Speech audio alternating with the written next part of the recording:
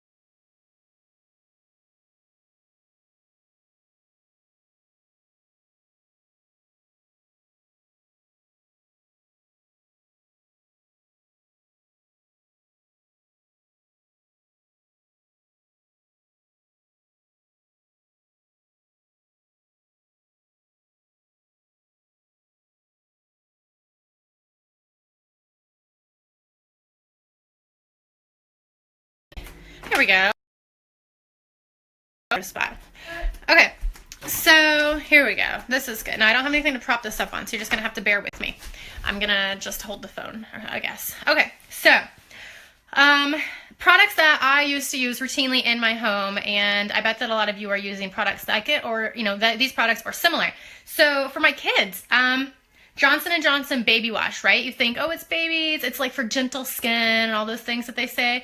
Yeah, that gets like a 9 out of 10 on the Environmental Working Group's Think Dirty app, 9 being really dirty. And I'll tell you what gives it a 9 is the fragrance. So the term fragrance is like a lump term for something like 3,000. I used to think it was 300. I was just reading this last night. 3,000 fragrant ingredients that some are studied, some aren't, some are known carcinogens and hormone disruptors and allergens. Most, okay? I would say most. So synthetic fragrances is like bad juju, okay?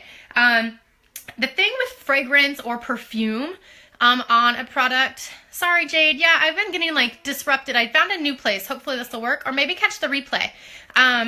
So the thing with fragrance or perfume is that they are not required to disclose the individual ingredients that make that fragrance. It just says fragrance. So like 3,000 ingredients could be in that product. Any one, few, hundred, whatever of those 3,000 ingredients could be in your product, and they aren't required to disclose what that product is, just that it's a fragrance or perfume. And many are harmful. Allergens, hormone disruptors, carcinogens. Okay, so bad juju. So that's in the Johnson & Johnson Baby Wash. It's a 9. Okay, here's another one. I used to buy my kids those like the L'Oreal, they look really cute. They're like orange or purple or pink bottles. And like the 2-in-1 shampoo, right? Like the L'Oreal Kids Smoothie. All of those scents, because they're fragranced, it gets at least a 9. But most of them actually get a 10. A 10 for my kids' skin, okay? A 10 dirty, nasty, filled with toxins for my kids' skin that I was using unknowingly. And the reason it gets a 10, so it gets a 9 because of the fragrance or perfume, right? Synthetic fragrances to make those smoothie scents. But the reason it gets a 10 is this thing called DMDM hydantoin, okay? I can really pronounce it. It's a formaldehyde releasing agent. It's a preservative that's widely used in our cosmetics. Yuck. It is a group 1 carcinogenic, known carcinogen to humans. And that's rated by the International Agency for Research on Cancer, okay? They rate it a group 1 known human carcinogen, and it is in shampoo and body wash for my kids. Are you kidding me right now? Also known to be linked to eczema, allergen, and carcinogen. Oh, here, it won an award from the Dermatologist Journal. It was the Allergen of the Year in 2015, guys. Yeah, because it's that much of a known problem. And here we go. It's in my kids' shampoo. Are you kidding me? So, yeah. Another thing that gets all these products high ratings, as in bad, high numbers on the Environment Working Group app, are things that end in paraben. So this one is butylparaben, and it is a preservative also found in most cosmetics. It is a reproductive, it's toxin to the reproductive system. It's a hormone disruptor. It's a known carcinogen. And paraben mimics estrogen.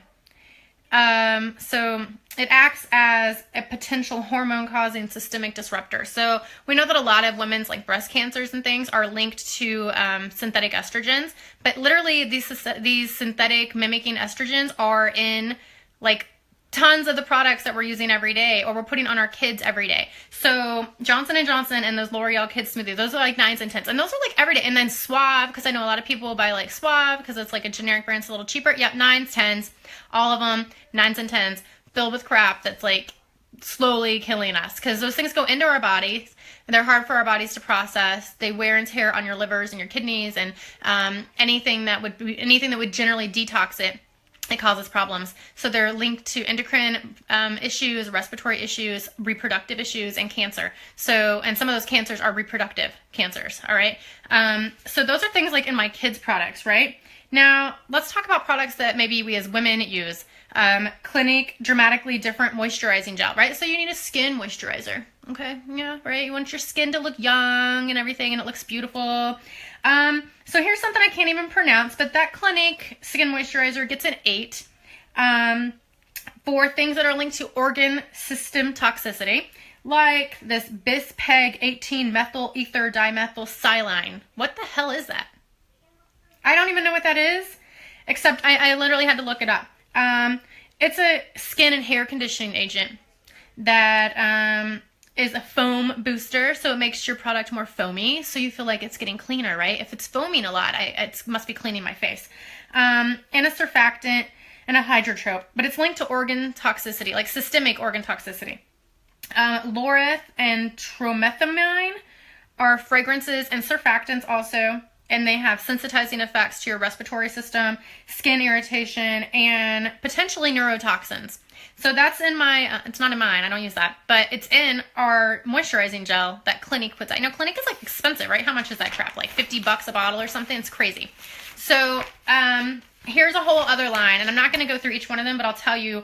So Neutrogena, because I used to, like when I was a teenager in like early 20s, I always used like all the Neutrogena like face stuff, right? Scrubbing gel, exfoliant and cleanser and makeup remover and all of that, right? Lip moisturizer, sunblock, shampoos, the men's line of stuff. Deep Clean, Long Last, Shine Control, Daily Scrub, Oil-Free Acne Stress Control, 3-in-1 Hydrating Acne Treatment. Their Neutrogena Naturals line, fresh cleansing and makeup remover and all of that. All of these things get at least a 7. Okay, the sunblock gets a 7. That's the best rated out of all those things that I just named you. Okay, but the Naturals fresh cleansing and makeup remover is a 9. The Deep Clean Long Lasting Shine Control Daily Scrub, a 10. And the Oil Free Acne Wash, which is like, you know, it's like the orange, like in the square thing. Yep, I used to buy that all the time. It's a 10. And all of those things are really that number because of fragrance and polyethylene, ammonium chloride, and all those things are linked to mutagenic problems, and respiratory and skin sensitivity. And how about in the Deep Clean Long Lasting Shine Control Daily Scrub, it has those non-biodegradable microplastic pollution that, you know, is taking up, it's causing problems in our Great Lakes and the surface water because they don't break down. And then fish ingest them and it makes them sick and they die. And it's also an allergenic and they're carcinogenic. So we have carcinogenics, we have skin sensitizing issues, we have mutagenic properties, and all those issues that go along with fragrance, which is basically all of the above, okay? In this line, even the ones that are naturals. What makes it natural, Neutrogena? I don't know. So the good news is it's really easy to find and identify what products have these things in them by using that Think Dirty app, right? Another thing is like literally just flip the item around and read the back. And if it says like fragrance, perfume, anything that ends in paraben, polyethylene, ammonium, anything, all of those things. And like if you can't pronounce it and you know what the heck it is, you probably don't need to be putting it on your skin, okay? Because anything on your skin, it gets up in your body and then it causes lots of issues. Beyond the whole skin sensitivity thing, it causes other issues systemically, right? So the good thing is about that, now you know you can look at your stuff and you can replace it. And it's really easy to replace it with essential oils and really basic things around your house. So like my facial scrub, right? Baking soda and then some skin essential oils like lavender and frankincense. There's some other ones, but those are like basic essential oils that are great for skin. That easy. You already have baking soda in your house. Now you just need a good quality essential oil. Shampoos, I haven't mastered making a shampoo yet, but Young Living makes a really awesome shampoo, a couple of them, and they have a kids line too. So it's like, it's fragrance, isn't fragrance, it's essential oils. It's tangerine, it's lime, it's orange, I can't remember what all, but it's really citrusy, it smells really nice, and it's essential oils. It's not a synthetic fragrance. So it's not causing endocrine or respiratory issues in my kids, okay? And really cost effective because a little goes a long way on all of those things. A bottle lasts for a really long time. What else? Face wash. Some freaking warm water.